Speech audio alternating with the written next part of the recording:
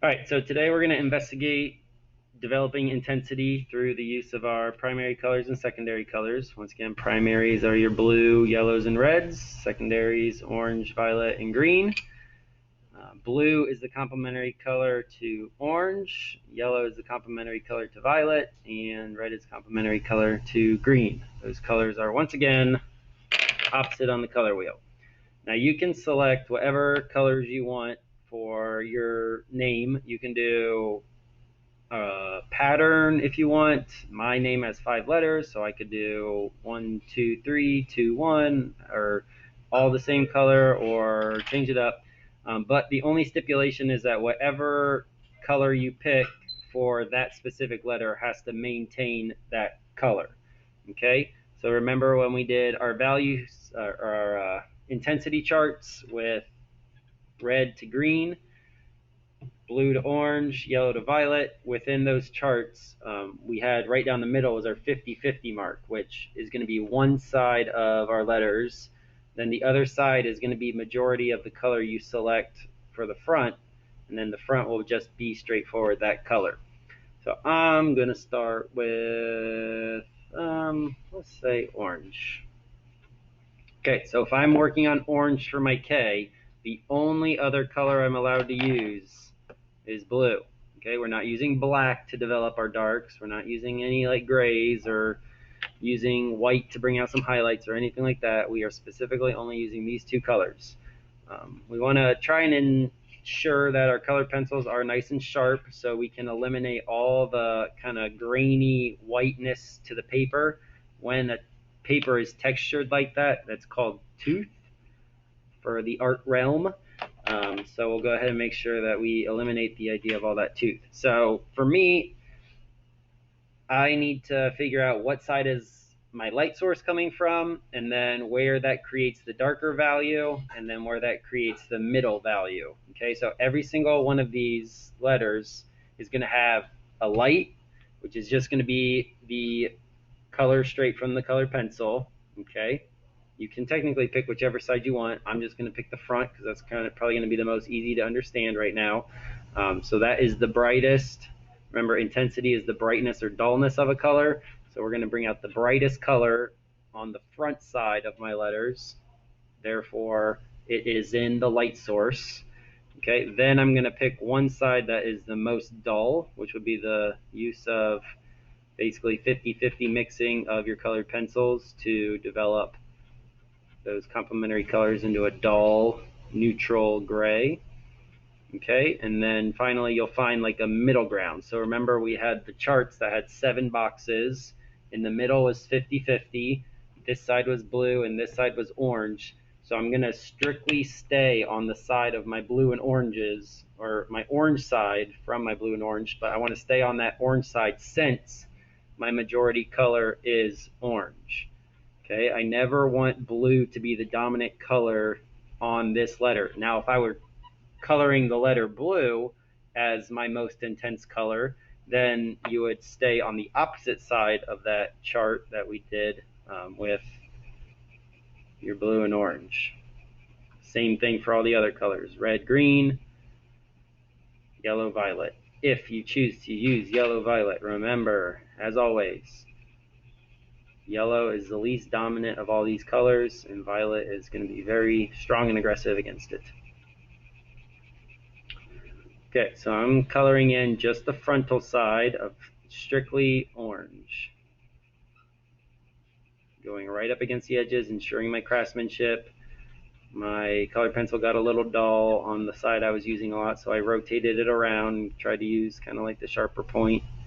Anytime, it's just habit for me, but anytime I lift a pencil these days, I just immediately rotate it, understanding that I want to use the sharpest edge so I can fill in all these little white gaps. Okay. Other ways that we can eliminate the white gaps is the mark making techniques we learned in drawing 1, hatching, cross hatching, and blending.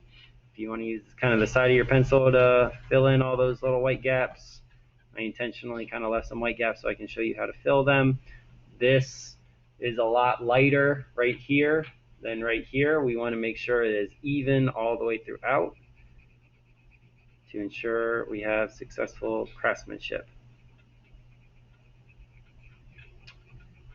So this front side is the side that the light source is hitting. Now, based on where I'm understanding my light source is located, I need to pick and choose and then stay consistent throughout the entire piece with all my letters as to where my lightest side is, my middle side is, and my darkest side. So once again, the frontal part of the K of the block letter is my light side. Then I'll do one that is like halfway between the middle and halfway to orange when I mix my blues. And then the other one will be that 50-50 neutral. No matter what color I use and mix with or start with, we'll get to that 50-50 neutral, just like on our value charts. Okay, so I could spend some more time ensuring that I'm filling all those gaps, eliminating the look of the toothiness of the paper, using a cross-hatching method. This was very streaky. I filled it in this way, so it was very streaky. You can kind of see that still right here. So in order to eliminate that idea, you would use a cross-hatching method to then fill in all those gaps. When we blend our colors together, we need to make sure that we are not pressing too hard at the start, because colored pencils are made out of wax, and if the colored pencil is applied too aggressively or too heavily onto the paper, then the next layer will be resisted. It'll be super waxy and not blendable, and that'll resist the next color on top and look streaky and not successful. Okay, so I could, once again, fill in my orange just a little bit more to avoid all those lines and fill in all the white spots. So now, just like last time, we started with orange when we were on the orange side next to the neutrals. We started with orange and then progressively added a little bit of blue, came back and added more orange. So for me, I'm going to say that my lighter side, or my lightest is the front, my middle value is going to be all the left-hand sides, and then my darkest value is going to be the bottom. Okay, so then I'm going to come in with some orange. I'm not pressing as hard as I did last time because once again I need to make sure that the blue will blend into it. And then this one is going to be like the 70-30 percentile for all you math people.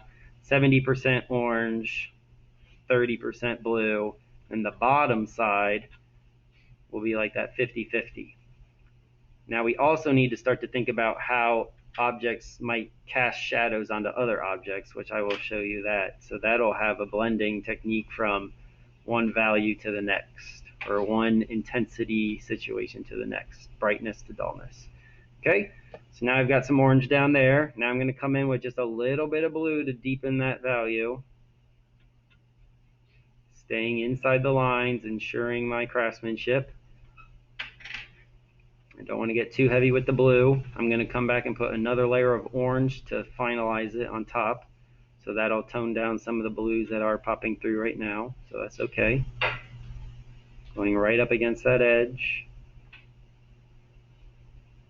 Once again, we'll start to get those darker values, and we're not using any black. Do not use black. I will know if you use black. It'll just look different.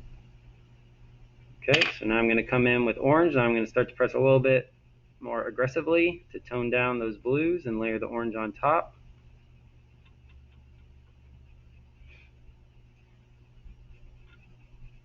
My blue is a little streaky up and down, so to eliminate that, I can come in with just a little bit of blue and go the opposite direction and crosshatch that to even it out. Once again, pressing lightly, just letting the colored pencil do the job. I'm going to make that nice and even, make sure it's the same intensity throughout the whole thing. It's not like super dark over here and super light over there. Rotate my pencil to get a nice clean edge right up against when I need it. Understand where the blue might have got a little too aggressive. Layer some orange back on top.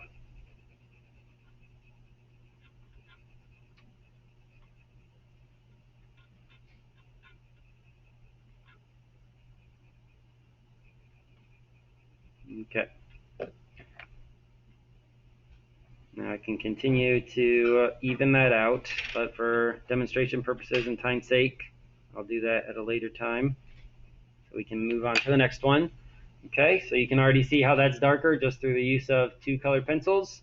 So now my bottom, I guess I can fill this one in real quick. This one's gonna have a little bit of blue as well.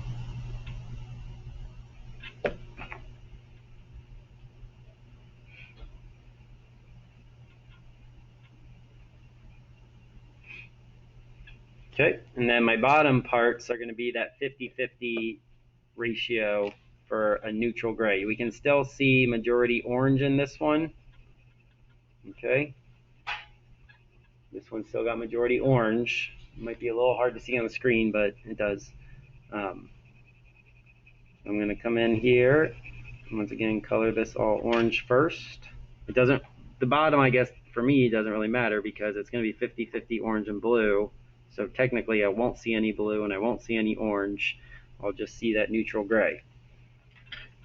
Okay, so this now is going to be more blue, less orange, and it's going to create that darker neutral. And then this will help us develop the sense and idea of form, which is one of your elements of art, which is another name for 3D or three-dimensional.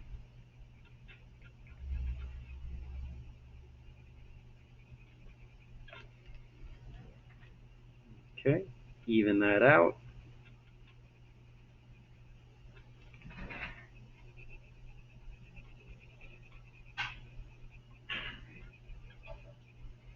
Now we have an even darker. So my lighter side is the front. All my middle value sides will be, for me, the left-hand side of my objects or my letters. And then the bottom side will be that darkest portion because the shadow's under there. Now, when I was talking about how letters might interact with one another, so we would want to experiment with that.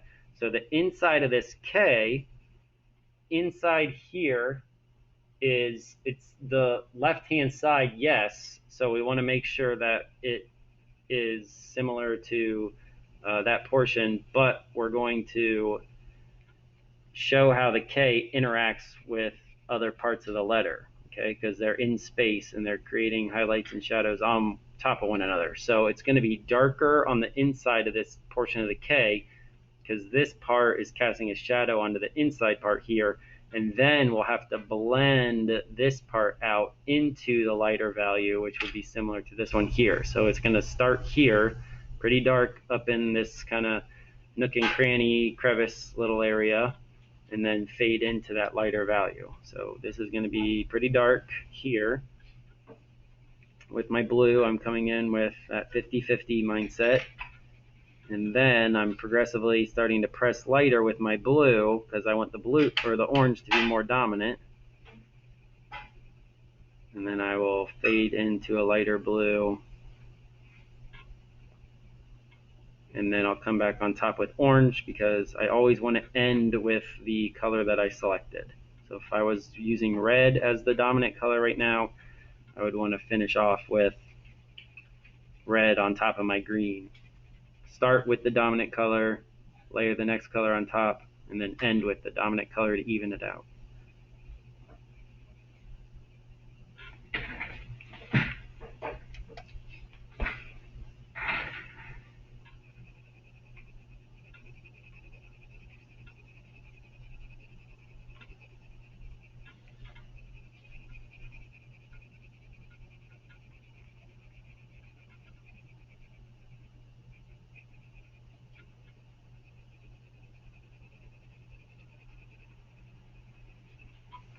Okay, could maybe intensify the dark blue just a little bit more at the top and fade it out.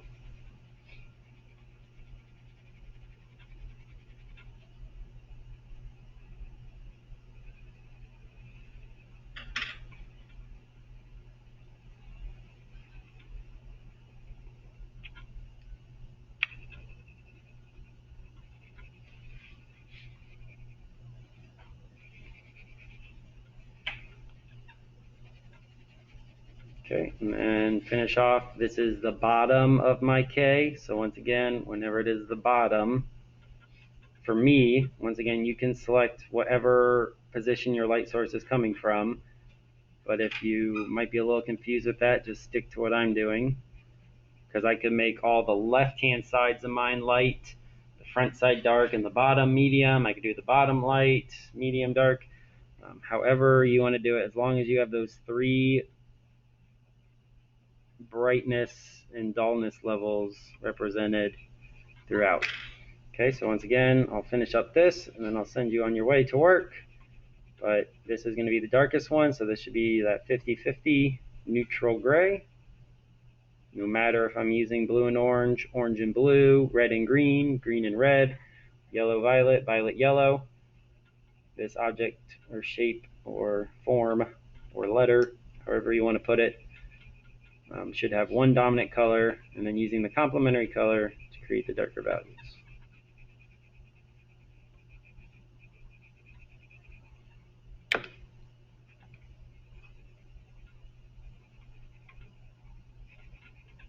So the darkness of this one should match the darkness of this one.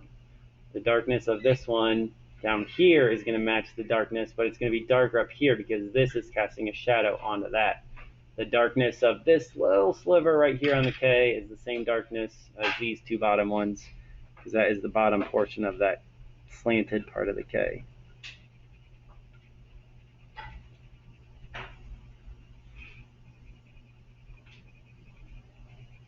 Okay, and once again, I could continue to work on this a little bit more, and I will, and then I will post it to the curriculum website. But for time purposes, I will let you utilize the rest of the class time to accomplish this task at hand and create a successful 3-dimensional object throughout your whole piece. Once again, only using 2 colors per letter, which are your complementary colors, blue and orange, yellow, violet, red and green. So let me know if you have any questions along the way, as I am here to help.